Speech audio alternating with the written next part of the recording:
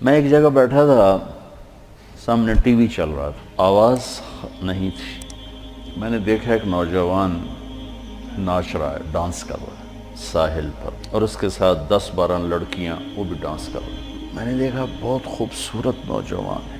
مجھے خیال آیا یہ جو اتنی بڑی گمراہی میں ہے اس کو ہدایت کیسے ملی،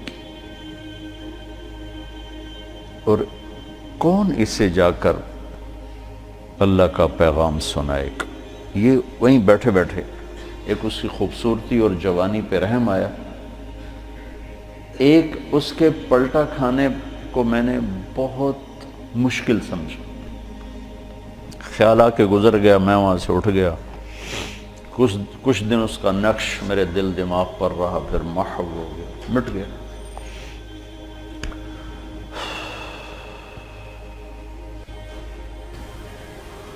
کراچی کا اجتماع تھا ستمبر میں،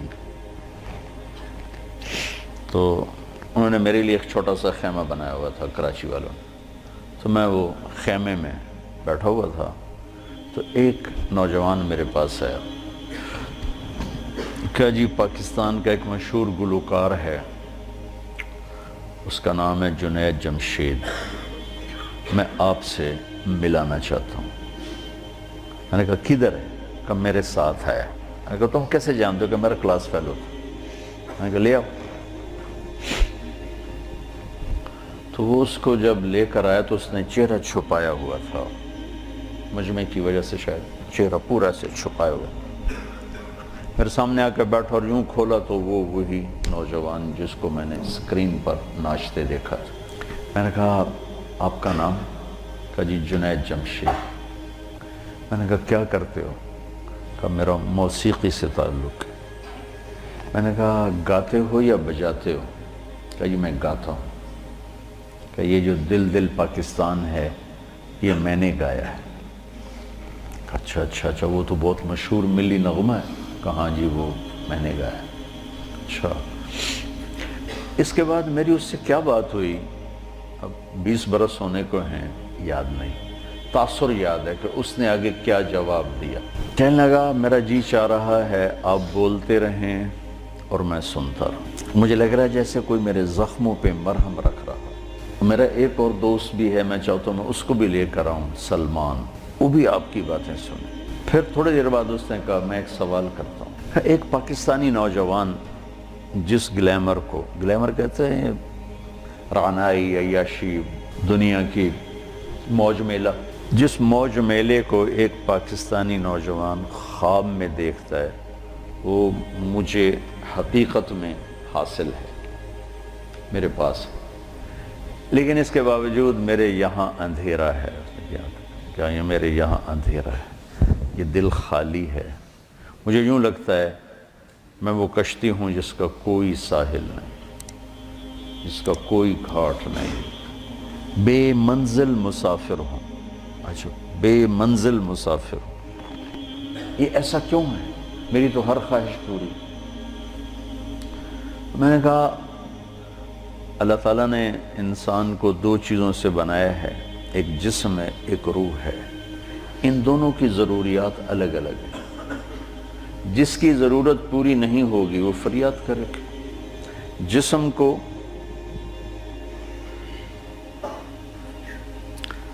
روٹی چاہیے، پانی چاہیے، ضروریات زندگی چاہیے۔ ان میں سے جو چیز بھی اس کو نہیں ملے گی وہ فریاد کرے۔ روح نہ عورت کو جانتی ہے، نہ روٹی کو جانتی ہے، نہ پانی کو جانتی ہے، نہ موسیقی کو جانتی ہے۔ روح ایک اللہ کا امر ہے جو صرف اللہ کو جانتا ہے۔ اسے اللہ چاہیے، اسے اللہ کا رسول چاہیے۔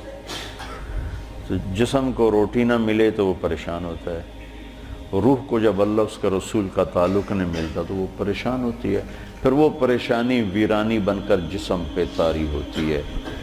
پھر ہم اس کو دور کرنے کے لیے اس سے اور بڑی عیاشی میں جاتے ہیں کہ شاید ابھی کچھ کمی ہے، وہاں اس کی بھوک اور بڑھتی ہے، وہ اور فریاد کرتی ہے۔ پھر ہم اس سے بڑی عیاشی میں جاتے ہیں، پھر اس کی بھوک اور بڑھتی ہے، وہ اور فریاد کرتی ہے۔ اس قسم کا مضمون تھا، اس وقت ذرا تفصیل سے تھا، خلاصہ یہ۔ اور میں نے کہا اس کی مثال ایسے کہ درد ہو اس گھٹنے میں اور دوا لگے اس گھٹنے میں، تو دوا بھی جا رہا ہے اور درد بھی نہیں جا رہا. دوا لگ رہا ہے، درد نہیں جا رہا. کیوں؟ جہاں درد ہے وہاں دوا نہیں، جہاں دوا لگ رہا ہے وہاں درد کوئی نہیں، تو آرام کیسے آئے گا؟ تو یہ بے چینی، کرب، یہ تو روح میں ہے اور ہم اسے دور کرنا چاہتے ہیں. جسم کی ضرور موسیقی، کھانا پینا، 5 اسٹار ہوٹل، گلیمر، موج میلہ، پروٹوکول، یہ تو سب جسم کی چیزیں. روح کو ان سے کیا سروکار؟ لیکن جس دن اسے غذا ملے گی، ایک دم منزل بھی ملے گی، راستہ بھی نظر آئے گا، ساحل بھی نظر آئے گا، گھاٹ بھی نظر آئے گا، اور منزل مقصود کا بھی پتہ چل جائے گا. تو یہ ہماری پہلی ملاقات تھی، اور میں نے غالباً کہا کہ آپ کچھ تبلیغ میں جانا شروع کریں، 3 دن لگانا شروع کریں. کہنے لگا میں کیسے لگاؤں، میں تو گاتا ہوں، ناچتا ہوں، ڈانس کرتا ہوں، تبلیغ کس منہ سے کروں گا؟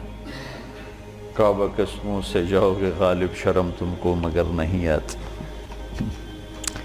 میں نے کہا یہ تو دوا ہے. تو پہلے دن دوا کھانے سے آرام آتا ہے؟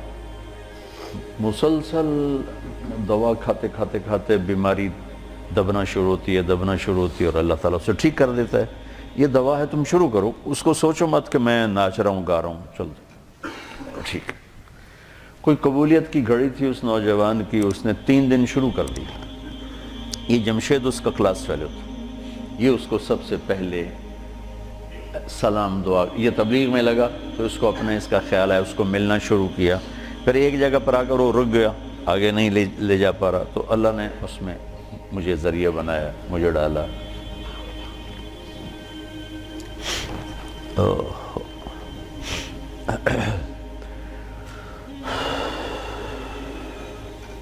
نومبر 1997 میں 4 مہینے کے لیے میری تشکیل ہوگی امریکہ. مستورات کی جماعت، میں اور اہلیہ اور لاہور کی جماعت تھی. میں لاس اینجلس میں تھا تو میں نے اسے فون کیا. تو اس زمانے میں یہ CLI پر نمبر نہیں آتا تھا، تو اور یہ اتنے موبائل فون یہاں اتنے تھے بھی نہیں، دوسرے فون تھے. تو میں نے اس کا فون نمبر لے لیا تھا، تو میں نے اسے لاس اینجلس سے فون کیا.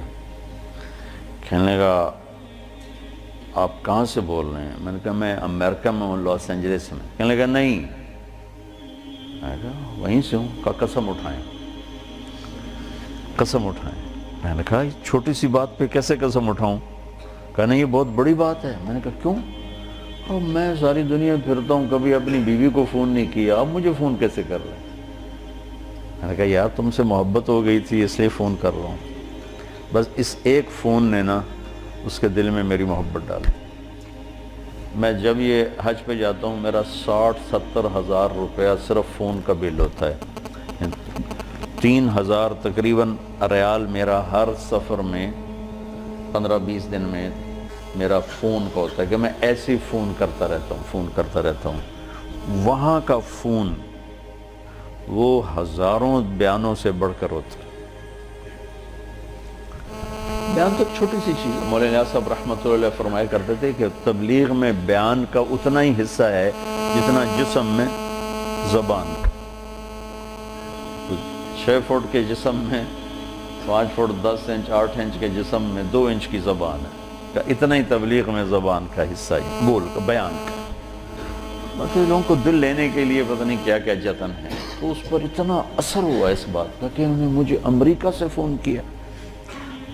تو پھر میں اسے پورے سفر میں فون ملاتا رہا، اب یہاں ہوں، اب یہاں ہوں، اب کیا حال ہے، اب کیا حال ہے. تو اللہ نے اس کے دل میں میری محبت ڈال دی. پھر وہ چلے کے لیے نکلا. پہلے اس نے چلے لگایا، 3 چلے نے چلے لگایا. ریمنڈ آیا، ملا، میں نے بڑا پروٹوکول دیا، بہت پیار محبت، ہنسا کھیڈا.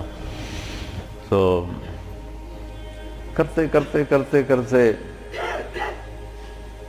اس نے 3 چلے لگا لی. 3 چلے کے لیے نکل پڑا. یہ غالباً 2001 یا 2 اس کا مجھے پورا یاد نہیں ہے. تو اس وقت یہ 3 چلے کے لیے نکلا.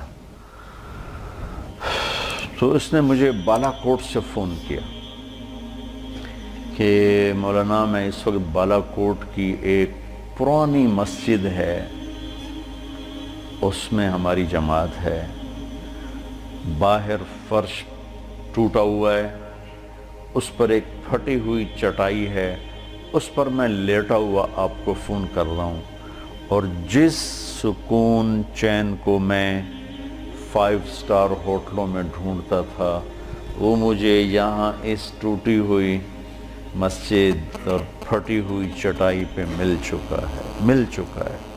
مجھے یوں لگ رہا ہے میں ہوا میں اڑ جاؤں گا، بعین ہی اس کے یہ الفاظ تھے۔ تو میں نے کیا جواب دیا یاد نہیں، لیکن غالباً میں نے یہی کہا کہ اب روح تک اس کی غذا پہنچ گئی تو موج ہو گئی۔ یہ اس نوجوان کا ابتدائی سفر تھا۔